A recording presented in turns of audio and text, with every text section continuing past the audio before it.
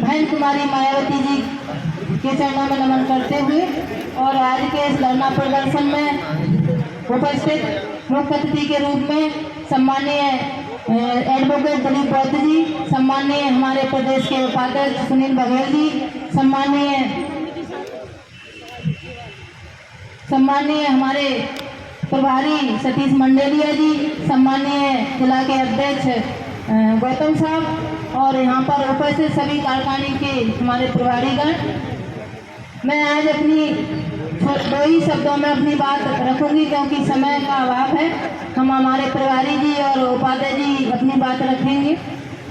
आज हमारे समाज में या पार्टी में जो अन्याय अत्याचार हो रहे हैं उसकी हम ही जिम्मेदार हैं, क्योंकि समय समय पर मानवर साहब कांशीराम जी ने, माननीय बहन जी ने ये हमको समय समय पर बतलाते रहे हैं कि जब तक हमारी सरकार में भागीदारी नहीं होगी तब तक हमारे ऊपर अन्याय अत्याचार लगातार बढ़ते ही रहेंगे। जब तक हम अपने विधायक और सांसद, जिला पंचायत सदस्य, नगर पालिका पार्षद, महापौर ये सब नहीं जिताएंगे तब तक हमारे ऊपर अन्याय अत्याचार होते ही रहेंगे। इसलिए मैं आपसे कहना चाहती हूँ इस मौके पर कि आप लोग सभी लोग इकट्ठे होकर सिर्फ और सिर्फ बहुजन समाज पार्टी की सरकार बनाने का काम करें और हमारी बहन जी के हाथ मजबूत करें, ताकि हम जो आज हम यहाँ पर बैठे हैं, अगर आज हमारी भागीदारी सरकार में होती या हमारी पार्टी सरकार में होती तो हमें यहाँ बैठने की जरूरत ही नहीं पड़ती। अपने आप जो अत्याचार हो रहे हैं, जो शोषितों पर, पिछड़ों पर, अपने आप बंद हो जाते। तो मैं आपसे यही निवेदन करूँगी कि भविष्य में आप लोग ध्यान रखें कि ये बात निश्चित रूप से कि जब तक हमारी कमजोरी यही है कि हम अपने विधायकों को नहीं जिता पाते। जब समय आता है तो चंद पैसों में हमारे भोले वाले लोगों को लोग खरीद लेते हैं और वो वोट उस समय कहीं और दूसरी जगह दे देते हैं, तब हमारी पार्टी की कमजोरी दिखती है।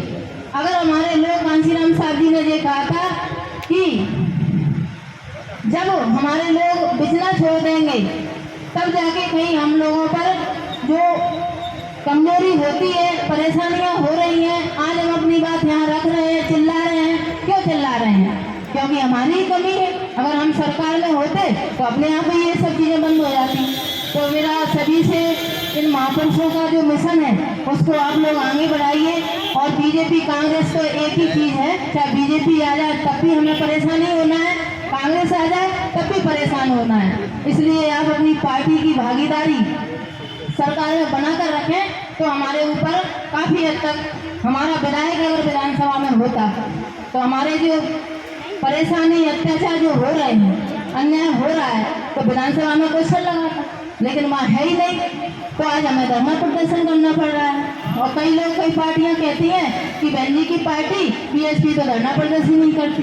तो आज देखिए, आज हम जनता के लिए यहाँ पर इकट्ठे हुए हैं, लोगों के ऊपर अन्याय अत्याचार ना हो, बहन बेटियों के प्रति बलात्कार ना हो।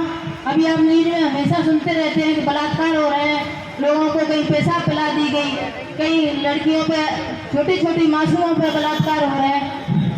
तो ये सब चीज़ें हैं। आज हमारे ग्वालियर का मुख्य मुद्दा बना हुआ है। जैसे हमारे पूर्व वक्ता ने कहा कि बाबा भीमराव अम्बेडकर साहब की मूर्ति एक हाई कोर्ट में जो लगने जा रही थी, चंद वकीलों के खातिर, जो मनुवादी वकील हैं, उनकी बदौलत आज हमारी मूर्ति नहीं लग पा रही है। हमारे वकील यहाँ पर बैठे, रायसन बौद्ध, इन्होंने भी वहाँ पर काफ़ी संघर्ष किया। जो हमारे समाज के वकील हैं उन्होंने काफ़ी संघर्ष किया, उसके बावजूद भी 4 लोगों की वजह से मूर्ति नहीं लग पा रही। तो ये क्या है? क्योंकि बीजेपी की सरकार है। तो भाइयों, आप लोगों को सबको ध्यान रखना है कि आगे हम बहुजन समाज पार्टी को बढ़ाने का काम करें और ताकि हमारी बात विधानसभा तक, लोकसभा तक पहुंच सके। मैं इतनी अपनी बात को विराम दूंगी। जय भीम, जय भारत, जय जय कांशीराम।